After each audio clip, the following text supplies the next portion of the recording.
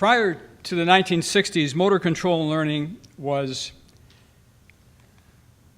guided by the SR approach, also referred to as a product or task-oriented approach, in which the performer was viewed as a passive recipient of stimulus information and emphasis was placed on SR contiguity and the role of reinforcement.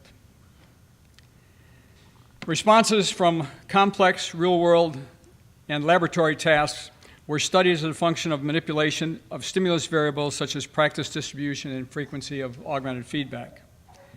By the late 60s, we shifted away from the SR approach and toward an information processing approach in which simple movement responses were used to study cognitive processes acting on stimulus information that elicited them. Cognitive factors and processes associated with motor behavior became our central interest and produced many new lines of research. We began to ask questions like, what are the mechanisms or processes responsible for registering, storing, and retrieving movement information? And how do they operate? And also, how is information processed about errors so that learning occurs?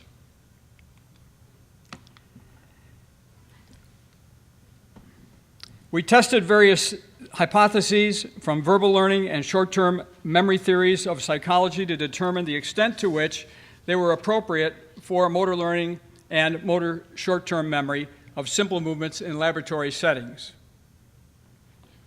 Emanating from the information processing approach in psychology in the early 60s was a three-phase model of motor learning proposed by Paul Fitts. Fitts' model was the precursor for several notable theoretical conceptualizations of motor learning that followed in the early 70s, such as Adams' closed-loop theory of motor learning, Gentile's working model of skill acquisition with application to teaching, and Dick Schmidt's schema theory of discrete motor skill learning. Considerable testing of closed-loop theory took place in the early 70s, but its limitations, which were addressed by schema theory, led us to favor schema theory from the latter half of the 70s and the early 80s. By the mid-70s, NASPSPA scholars were well into using the process-oriented approach to study motor learning and control, and Ron Martinick was certainly one of the leading scholars who not only used this approach in the 70s, but advanced it throughout his long, productive research career to enhance our understanding of the mechanisms and processes underlying movement control and learning. There was a noticeable increase in research on motor learning as a function of practice and augmented feedback variables during the 70s that tested predictions emanating from closed-loop and schema theories. However, that focus changed in 1979 with the appearance of a seminal article whose findings stimulated our research on practice variables beyond testing closed-loop and schema theory predictions. That article was authored by John Shea and Robin Morgan and was titled Contextual Interference Effects on the Acquisition, Retention, and Transfer of a Motor Skill. And contextual interference is the interference in performance and learning that arises from executing one task in the context of other tasks. Essentially, they found that the higher level of contextual interference produced by random practice degraded acquisition performance, but resulted in better retention and transfer performance, suggesting that the greater interference actually facilitated learning.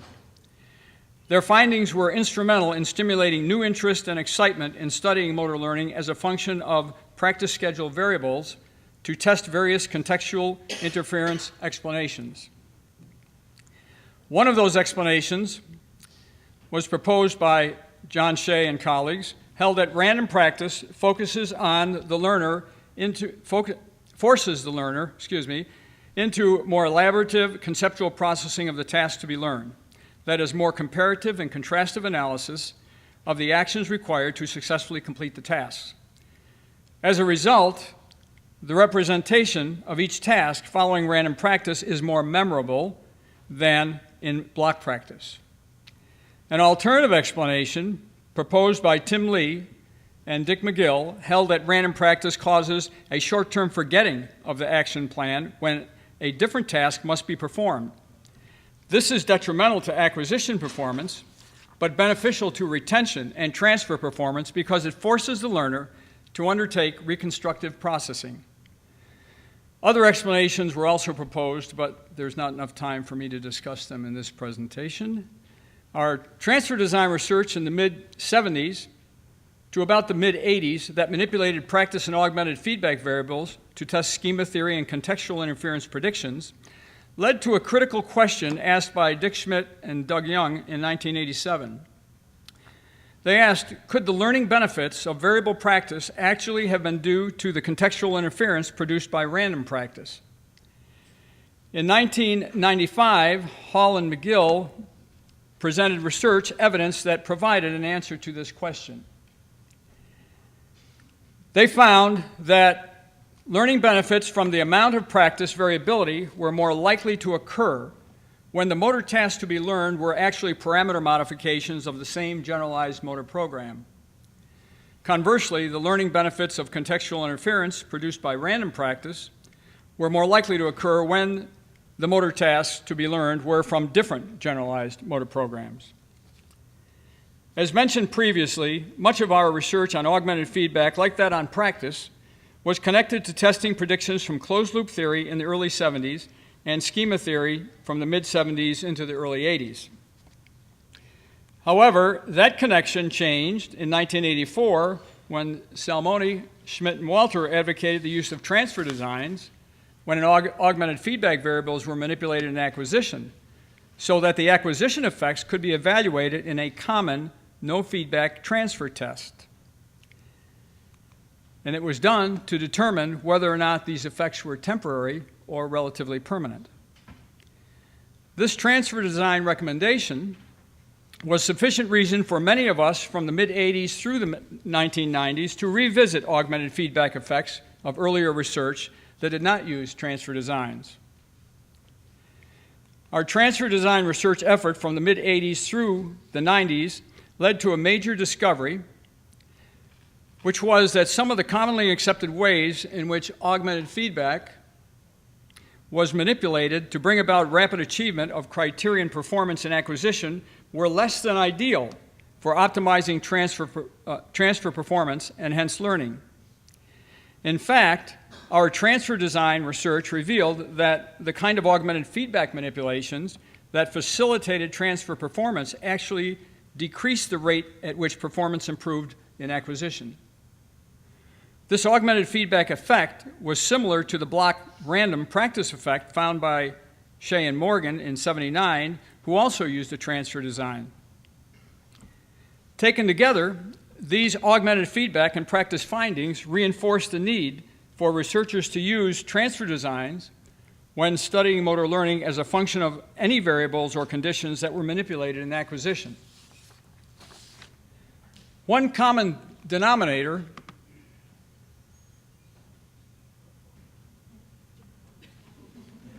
Another delay.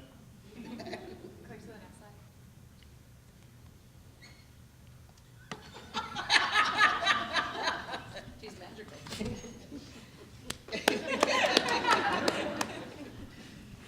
One common denominator of the research in the 80s, 90s, and beyond was that manipulated practice and augmented feedback variables was that manipulations were actually introduced difficulties in acquisition practice that challenged the learner. These manipulations, which quite often impaired acquisition performance, not only seemed to help the learner process the learning task more deeply, but also develop appropriate processes for transfer, particularly to related but distinct post-acquisition tasks. These difficulties seemed to encourage the learner to engage in processes that resulted in a more elaborated mental representation of the motor task, a representation that could, to some extent, be used at a later time in a different context. At a 1986 International Symposium on the Future Research Directions in Exercise and Sports Science held at Arizona State University, Dick Schmidt and I were invited to assess the existing motor learning research and propose future research directions. And George Stelmach was invited to respond to what we presented. We all agreed that the same three effects resulted from our process-oriented research. from 1967 to 1986. A positive effect that occurred was that theorizing returned to motor control and learning research. A negative effect was that we shifted away from using complex and real-world motor tasks toward simple movement tasks. These simple tasks were not as relevant as the real-world complex motor tasks of the SR approach. Another negative effect was that we confined our study of these cognitive processes to laboratory settings that had little, if any, relevance to real-world settings. The consequence of these three effects was a growth of theory-based knowledge about how people process information when learning and controlling simple movements in laboratory settings that largely have little or no relevance to more complex movement tasks and settings in which people engage in the real world. Schmidt proposed that we should leave the process-oriented approach we have been using since the late 60s and readopt the product or task-oriented approach to the study of motor learning. Stelmach challenged Schmidt by asking this question, and I quote, "How can you really justify taking such a large step backward to a tradition that we all rejected years ago," unquote. Schmidt responded by saying that the task approach was beautifully suited to study the new findings on contextual interference and augmented feedback. Moreover, Schmidt said, and I quote, "The process approach has taken us away from situations that have much potential for practical application. Simple tasks and the focus on rather esoteric, overly simple theoretical ideas have not, in cold retrospect, proven to be very useful either as explanations of motor learning or as guidance for application," unquote. Stelmach disagreed with Schmidt and argued that the process approach was better suited than the product approach to unravel the mechanisms that underlie these new augmented feedback and practice effects. Stelmach said, and I quote, "I do not see how task-oriented paradigms can fully advance our understanding of why these phenomena occur," unquote. However, Stelmach was sympathetic with Schmidt's and my concern that our process-oriented research had a growing problem of relevance, and went on to say that there was a need for applied research. He argued that the problem wasn't so much with the process-oriented approach as our inappropriate use of it from a narrow perspective from the 60s through the 80s, and that few motor behavior researchers have used process-oriented paradigms to study real-world problems and complex motor tasks such as sports skills. Stelmach argued that the process-oriented approach is concerned with all aspects of skilled movement, such as those described in this slide. He emphasized that the main point of process-oriented research is that it goes beyond merely examining movement outcomes and attempts to understand the manner in which the performance outcomes are obtained. And to add further support for his position, he quoted Scott Kelso, who stated what can be seen in this slide. Adding more fuel to the fire of this heated debate, I further argued that our narrow view of basic and applied research also greatly contributed to our decrease in applied research. That narrow view saw applied research as subordinate to and dependent upon basic research, and therefore was an extension of it. Jack Adams, a strong advocate of this narrow view, wrote this statement, which you can see in this slide. At the 1986 symposium, I argued against Adams' narrow view that applied research should be viewed as an extension of basic research, and proposed an alternative view which held that basic and applied research should be viewed as independent but cooperative endeavors.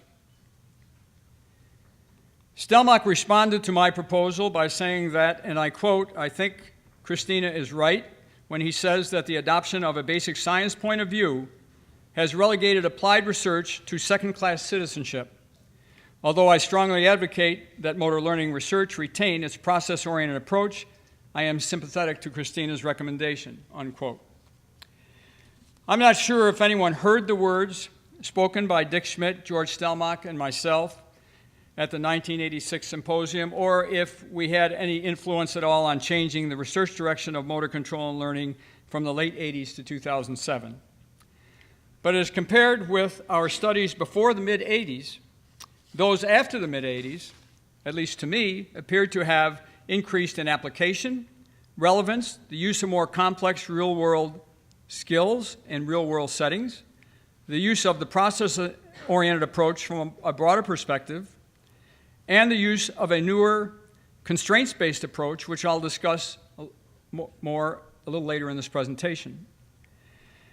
Indeed, the position we took in 1986 was strongly reinforced in 2002 by Gabriel Wolf and Charles Shea, who published a review article with the title shown on this slide. Needless to say, it was quite gratifying for me to read their article because of a position I took 16 years earlier. I argued for increasing our emphasis on applied motor learning research, in which more complex real-world motor skills in real-world contexts are studied to validate the findings that emanated from hypotheses tested with simple skills in controlled laboratory settings. I said, and I quote, "To determine in a scientific manner if these precise laboratory-based predictions about motor learning actually hold in the real world, applied research that tests the appropriateness of these predictions in controlled practical settings will have to be conducted." You see, it simply is not possible in most instances to move from basic research predictions directly to practical application without at least one or more intervening steps of applied research.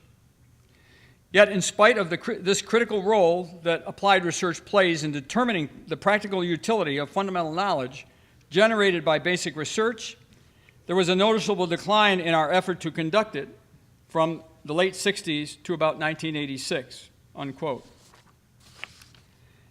Having said that, it was absolutely no surprise to me to read in 2002 that in 2002, Wolf and Shea reported what can be seen in this slide. They also said that the findings, and I quote, "call into question the generalizability of results from research using simple laboratory tasks to learning of complex skills." They also demonstrate the need for more complex skills in motor learning research in order to gain further insights into the learning process. There were far too many other targets of motor learning research from the late 80s to 2007 for me to discuss them all in this presentation. So I'll selectively mention only a few of them. We continue to study motor learning as a function of augmented feedback schedules with respect to factors such as timing, precision, frequency, bandwidth, summary, average, and whether feedback should be regulated by the experimenter or the learner. We did the same with contextual interference effects on motor learning. Mental practice and imagery was also received more attention with scholars such as Dan Landers, Deb Phelps, Jen Ettenmeyer, conducting some of the important aspects of that research. Considerable research was conducted on observational learning and modeling, and much of that research was led by Penny McCullough, Diane St. Marie, and their associates. And I would be remiss if I did not mention the increase in research on motor learning as a function of attentional focus. This research was led by Gabrielle Wolf and her colleagues and resulted in her 2007 book. The information processing approach, especially Fitts' law, became the basis for many of us attempting to understand the mechanisms underlying the control of simple aiming and limb movements from the late 60s into the 80s and beyond. We studied empirical relationships involved in performing these movements in laboratory settings in terms of variables such as movement timing, amplitude, velocity, force variability, consistency, and accuracy. Emanating from this research were new movement control findings, such as the discovery that increasing the speed of movements in timing tasks leads to increased timing consistency, and that early intermittent control model accounts of Fitts' law were incorrect. Our research, such as that of Schmidt, Zelaznik, and Sherwood, and others in the late 70s and mid-80s, also produced movement control explanations like impulse variability models, which described how programmed impulses influence the trajectory of rapidly aimed limb movements. A very different view, the equilibrium point model, held that the limb moves to a position defined by an equilibrium point between the forces from the opposing muscles spanning a joint, and that the movement to this position is dependent on the mechanical, spring-like characteristics of the muscles. We also studied movement coordination in an attempt to understand how it comes about, and one of the leaders of that research was Stefan Swinnen, who conducted some important fundamental research on limb coordination from a cognitive science perspective. The basic information processing model was thought of as shown in this slide. NASPSPA researchers from our subdiscipline did some research on stimulus identification and response selection, but much of that research was done by psychologists. We conducted much more research on the response programming stage of this model in the 70s and through the 90s. For example, some of that research was focused on the reaction time analysis of program control of rapid movements and was stimulated by the classic 60 study by Henry and Rogers and their memory drum theory of neuromotor reaction. Essentially, they found that simple reaction time increased as rapidly performed movements became more complicated. Henry proposed that simple reaction time increased for more complicated movements because the motor program was more complicated and therefore took more time to run off than for simple movements. In our lab at Penn State, from the late 70s to the early 90s, my students and I extended previous research by searching for the crucial elements causing the complexity effect, and also by fractionating reaction time into its premotor and motor time components to determine if, indeed, the increase in simple reaction time was in the central premotor time component and not in the peripheral motor time component. Based on the previous research of Anson, Fishman, Rose, myself, and others, one of our students, Ben Sidaway, was able to successfully identify one of those crucial elements causing the complexity effect in 91.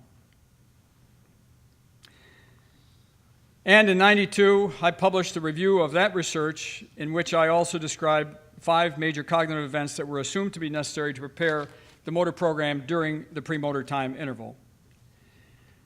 The 1970s also saw a growing interest in motor control research that sought to understand what was being controlled, how the process was organized, and what purpose it served. A new constraints-based perspective emerged with a strong connection to physical biology and ethology that combined Bernstein's 67 ideas on degrees of freedom, context-condition sensitivity, and functional synergy, or coordinative structure, with Gibson's ecological view. In 1985, Carl Newell argued that the constraints-based approach emerged from the perceived limitations of previous explanations of motor behavior that failed to distinguish between processes of coordination, control, and skill.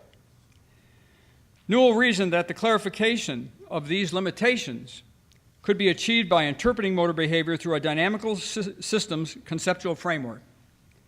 Thus, his constraints-based view was connected strongly to the concept of muscle response synergies, or coordinative structures, and dynamical systems.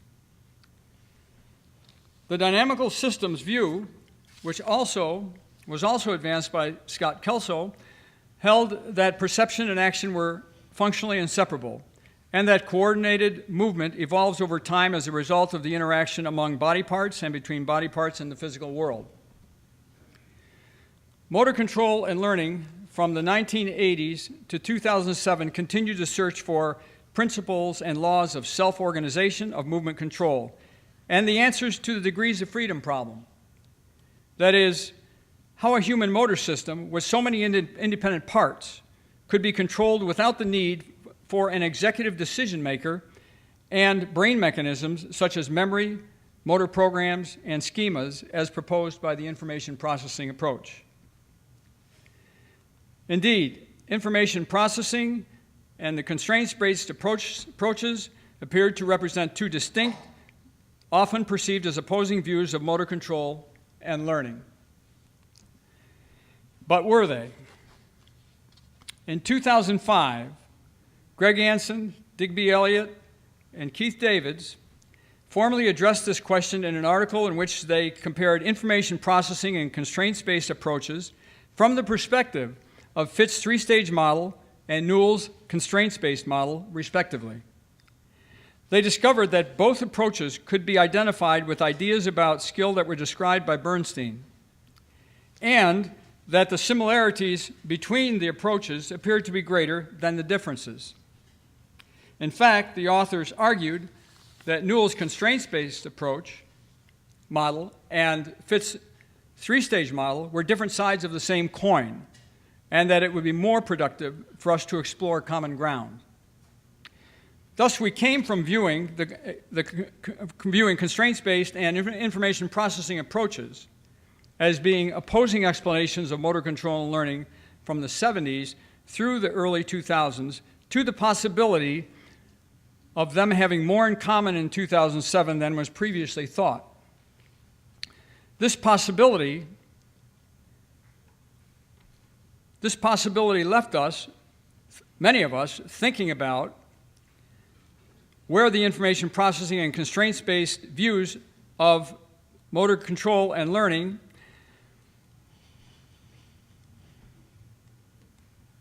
wishful thinking.